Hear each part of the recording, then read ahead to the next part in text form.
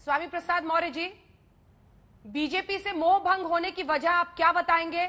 और अब आरपीएन सिंह का आना और पडरौना से वो आपके सामने खड़े होंगे चुनावी मैदान में, इस पर आप क्या कहेंगे?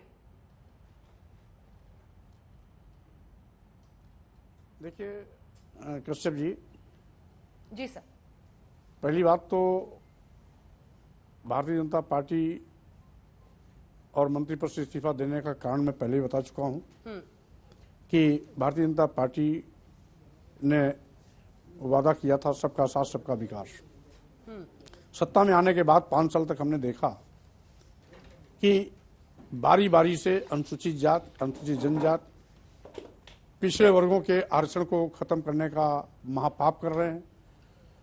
भारतीय संविधान की मंशा के विपरीत मनमाने तरीके से एक वर्ग जाति विशेष के लोगों को सत्ता में सभी आरक्षित पदों के खिलाफ बैठा रहे हैं।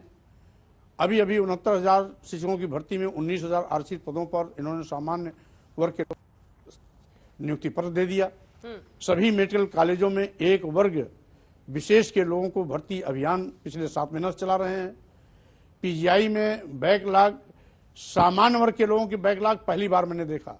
होता यह था कि अनुसूचित जात, अनुसूचित जनजात, पिछड़े वर्गों का आरक्षण कोटा जब पूरा नहीं होता था तो बैकलॉग सिस्टम के माध्यम से भर्ती करके उस जगह को पूरा किया जाता था।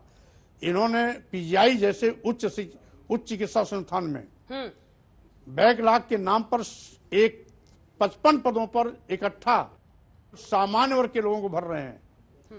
सभी उच्च शिक्षण संस्थानों में इसी प्रकार से बिना विज्ञापन के, बिना किसी एडवर्टाइजमेंट निकाले एक लाइन का प्रस्ताव ला करके कि अनुसूचित जात, अनुसूचित जनजात और पिछड़े वर्ग के अभ्यर्थी उपलब्ध नहीं है, इसलिए इन पदों को सामान्य वर्ग से भर लिया जाए।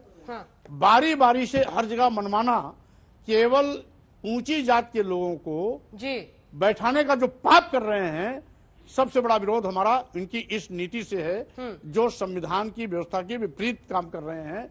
हमारा विरोध उससे है।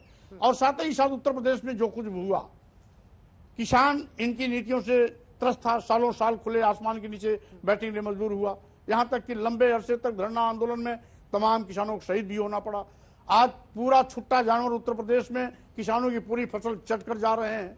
और इसके साथ ही साथ आज पूरा बेरोजगार नौजवान आउटसोर्सिंग व्यवस्था निकाले हुए हैं। मैंने कैबिनेट में विरोध किया कि आउटसोर्सिंग सिस्टम जो लोगों के चयन का है, यह बिचौलियों को मोटा करने का है। बेरोजगार नौजवान जो रोजगार पाता है उसका शोषण है, इसको खत्म किया जाए। लेकिन नहीं, खत्म नहीं किया, क्योंकि आउटसोर्सिंग में सब उन्हीं के लोग बैठे हुए हैं। पडरौना से लड़िएगा सर, इनकी गलत नीतियों से ठीक है, पडरौना से लड़िएगा आ गया है। आरपीएन सिंह के खिलाफ, आरपीएन सिंह के खिलाफ जी मौर्य साहब, अब क्या आरपीएन सिंह के खिलाफ पडरौना से आप उम्मीदवार होंगे? क्योंकि उधर तो लगभग बात तय लगती है। अब देखिए स्वामी जी, पहले सवाल तो सुनिए। स्वामी प्रसाद मौर्य जी, ओबीसी नेताओं की अब पूरी होड़ मची हुई है, चाहे वो अखिलेश यादव हो चाहे बीजेपी हो।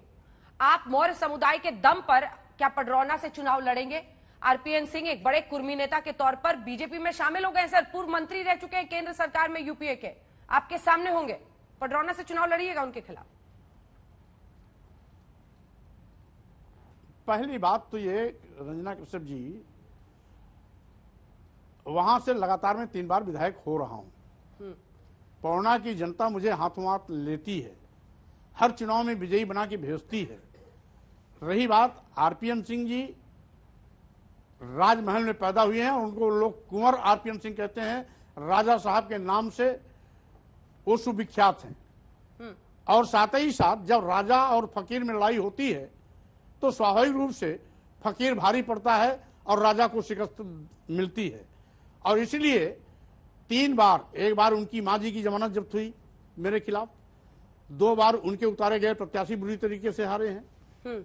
अब तीसरी बार अगर राजा साहब, चौथी बार राजा साहब खुद आ रहे हैं, पडरौना की जनता ने जिस तरीके से पहले हमारा साथ दिया फिर हमारा साथ देगी, क्योंकि वो जानते हैं कि राजा साहब के पिताजी भी केंद्र प्रदेश में मंत्री रहे हैं, लंबे अरसे तक राजनीति उनका भी हो रहा है दबदबा।